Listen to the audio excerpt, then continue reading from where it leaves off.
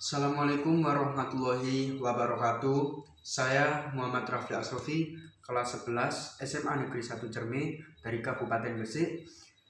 Kepada para dewan juri sebelumnya, izinkan saya untuk menyampaikan argumen saya, di mana di sini saya sebagai tim pemerintah, pihak yang setuju, pihak yang mendukung dengan mosi yang sudah tertera. Nah, kenapa di sini saya setuju? Karena menurut saya dalam kehidupan ini tentunya setiap orang memiliki keunggulannya masing-masing. Setiap orang punya kelebihan masing-masing, juga punya kelemahannya masing-masing. Jadi secara mudahnya kita biasanya menyebutnya dengan potensi. Setiap orang mempunyai potensinya masing-masing.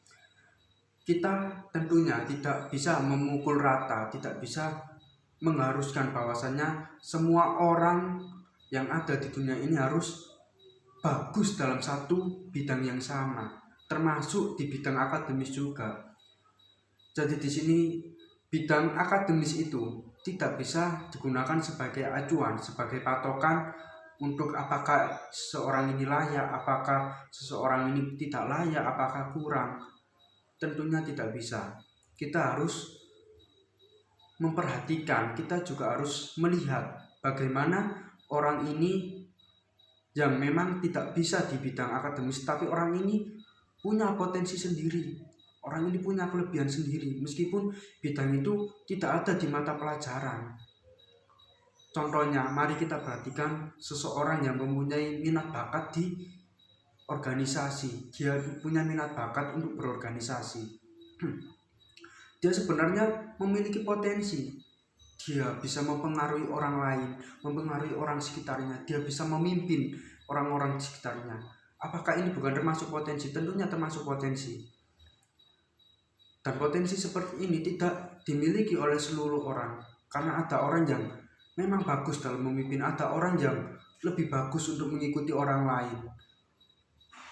Dan hal seperti ini tidak bisa kita lihat dari nilai rapotnya, nilai akademisnya. Karena saya mencari tahu dari kurikulum tahun 1900-an hingga kurikulum yang sekarang itu tidak pernah ada mata pelajaran mengenai organisasi atau kepemimpinan. Dari sini apakah bisa kita melihat orang ini memiliki potensi kepemimpinan yang bagus dari nilai rapotnya, dari nilai akademisnya? Berarti tidak. Kemudian orang yang memiliki minat bakat di bidang lingkungan, orang yang suka di bidang lingkungan, ia memiliki pemikiran yang kritis, ia memiliki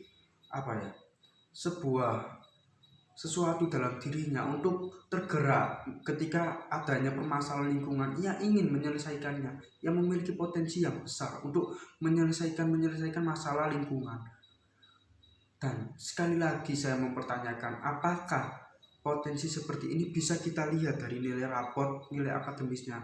Tentunya tidak. Maka sebenarnya tidak hanya itu tadi, tetapi masih banyak sekali minat bakat, potensi yang bagus dari seseorang yang tidak bisa kita lihat dari nilai akademisnya. Sehingga di sini saya menyatakan bahwasannya tes potensi bawaan itu berhak dan layak untuk diterapkan untuk memasuki PTN. Jadi tidak hanya dilihat dari nilai akademisnya saja, tapi kita juga melihat dari potensinya. Apakah dia memiliki potensi ini, apakah dia memiliki keunggulan ini, sehingga kita bisa memberikan sebuah keadilan bagi semua orang. Jadi orang yang tidak bisa di bidang akademis tapi dia memiliki bidang di non akademis atau lainnya, ia juga mempunyai kesempatan untuk memasuki perkuliahan. Cukup itu saja yang bisa saya sampaikan. Saya mohon maaf atas banyaknya kekurangan kesalahan saya karena saya juga masih belajar. Sekian, wassalamualaikum warahmatullahi wabarakatuh.